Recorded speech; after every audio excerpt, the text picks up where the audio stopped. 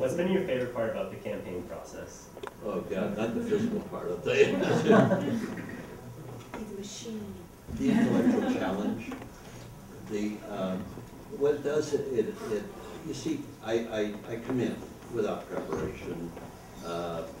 What I've done, what, 4 or 5 interviews today that I can count, and so it just goes. So that means that you've got to have your mind. And mind you, I'm 77 years old. So next time you see a 77-year-old person, and you just say, well, you know, boy, this guy is just always on, has to be on all the time up here. And that's a challenge, and it's a great challenge, because you know when you're doing good, and you know when you're not doing so good. And I don't do bad. And I know that if when I'm speaking formally and I'm properly rested and prepared, and I can get a standing ovation every time. You know, and of course so Obama's a great speaker. I got to tell you, I can match Obama. I really can. And in my salad days, man, I could bring down the rafters. And because I've got a certain candor and a certain charisma, like he has. And the difference is that I've got solutions. You know, and it's not the same old stuff, the same old, you know. And you're not going to get the same old from me. I got to tell you. You just Amen. I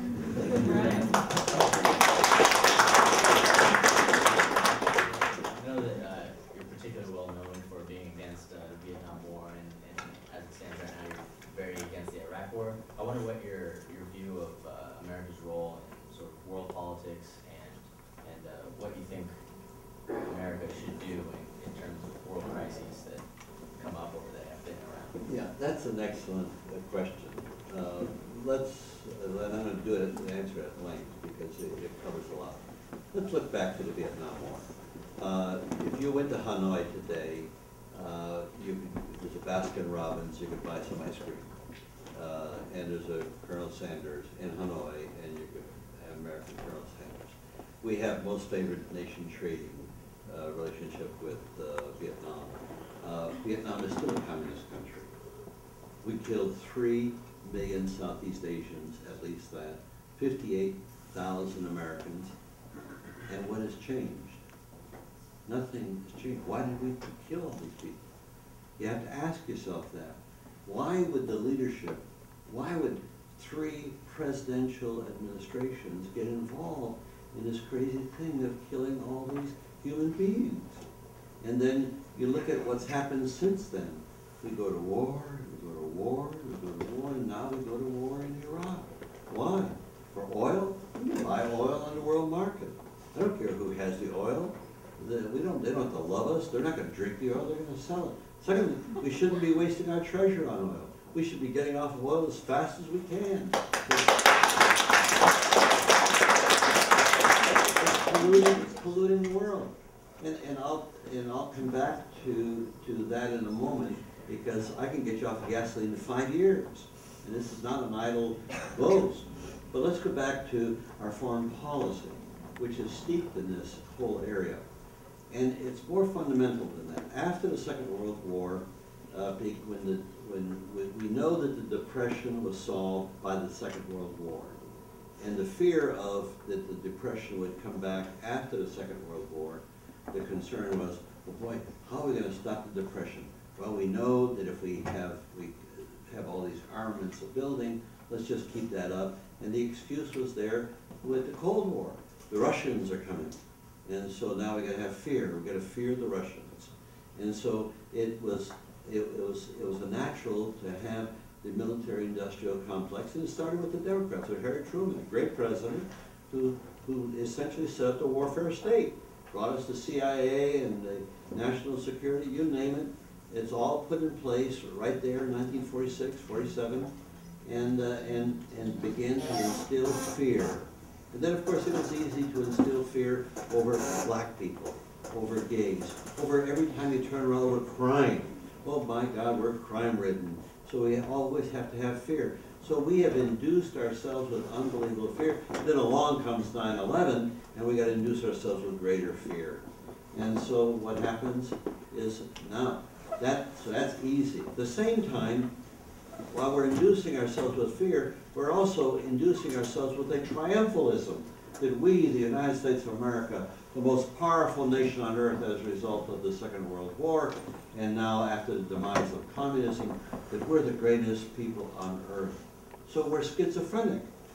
We're cowering in fear on one side, and on the other side we're standing up, beating our bosom that we're the greatest in the world, when we're not the greatest in the world, and we have no reason to be in such fear. We're schizophrenic in this regard.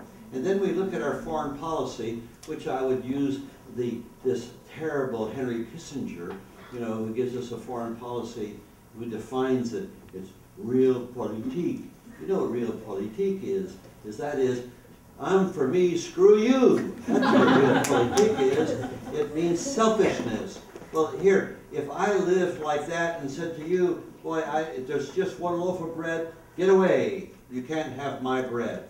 Well, what kind of a life is that? That's the life of the jungle. Well, that's our foreign policy. It's the life of the jungle. That is, our interests come first.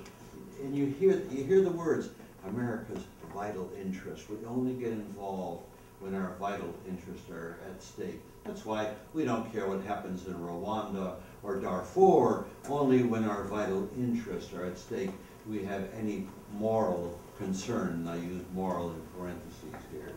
So what does that mean? That's a foreign policy that is really beggar thy neighbor. Now, we're not the only country that does that. All countries do that. And so when everybody has a foreign policy that's beggar thy neighbor, what do you have? You have a world that's made up of beggary. And that's what the planet is today.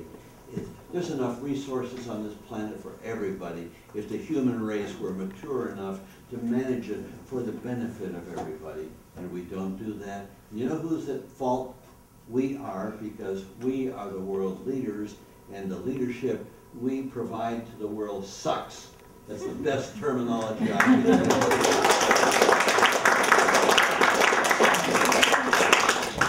So to answer your question, our foreign policy got to change. And the foreign policy I would have would start with the hallmark of love. I'm not tied to any religion, but I love to stick it to the religious extremists and say, hey, boy, my attitude about religion is Jesus. Not Jesus Christ, just Jesus. And that was love. And boy, what this world needs is love. And you begin to start preaching that, and now you got something to sell. And that's what we need to do. And if we had a presidential leader who could do that. And you do this with the force of your office. You can't be afraid. When you begin to see people run for office and they run as cowards, and I could cite you a chapter, I'll give you one. Here, in a debate, I bring up the issue of war on drugs. Would there any other presidential candidate join me in that? I mean, I wasn't struck dead by lightning when I brought it up. And in the blind polls, it's one of the people, American people know that it's ridiculous. But do you think any of these people would stand up and fight that battle with me? Hell no. Why? They're gutless wonders. And they want to be president. They want to be your leader. They want to be your, here, education. Our education system in this country, that's why you're so blessed. A third of our children do not even graduate from high school. And in the poor sections of the country, it's 50%. What does that mean? To the future population, a major portion of our population is condemned to a sub-economic existence. And the two major candidates that are left in the Democratic race have been on the Education Committee from the day one. And have you heard them come up with anything that they're going to do significantly for education? Same old, same old. And that's what, and we're all hope against hope that one of them is going to do something. It's not going to happen. It's just not going to happen. That's not the way the system works. It's the same old, controlled by the elites in our society. The Democratic Party is raising more money from Wall Street than the Republicans, by the same people who own the Republican Party. So what do you think you're going to get with the Democratic Party in the next Congress and the president who happens to be a Democratic president? The same old, and everybody's going to have these hope for possible change. It just is not structured that way to happen. So I hope I've answered your question on foreign policy. We have to change. The first change is we are no better than anybody else in the world. In fact, if you look around the world carefully today, you'll notice the EU is eating our lunch. They're doing a better job at governance than we are in all of these significant indices that count. And second is China, and third is Brazil. I'm talking about the large entities and India. Those are the people that are going to be surpassing us. I like to equate it, I'm a history buff, and so looking at, remember the Spanish, they had the good fortune of conquering the Western Hemisphere and stealing all the gold from the indigenous people here, and they had the world on a downhill drag, and so they became the superpower of the world, and they never really bothered to build the strength up of the things that counted. So what could the Spanish do at the beginning of their demise? They were the greatest sword makers in the world. Nobody equaled them. Okay, and that's what they happened. They could make swords, and everybody passed them on by. Well, we can make the weaponry. 50% of the world weaponry is the United States. 5% comes from China, 3% from Russia, 5% from Britain, France. I was just reasoning this out, and I play games in my mind today when I got nothing to think of. And I was thinking about, Iran, the United States, and they're going to put the sanctions on with the Security Council. The goddamn Security Council is going to sanction Iran. Here, all 5 members of the Security Council put more weaponry in the arms bazaar of the world than anybody else in the world. And they're going to stand there and they're going to sanction Iran because Iran won't reveal everything that they've done with respect to their nuclear activity. And in all examinations, Iran has followed all the letters of the Non-Proliferation Treaty, while the 5 members of the Security Council have not. They're all in violation of the Non-Proliferation Treaty. And these people, they have the veto power, an anachronism. And stop me thinking, it was Bill Clinton and the 5 members of the Security Council that put on the sanctions in Iraq during the 8 years that Clinton was in power, that killed 500,000 children in Iraq. I mean, that is the height of immorality, and these people got the crust to turn around and say they're going to sanction somebody else. I mean, there's your foreign policy, okay? I've emoted enough on this.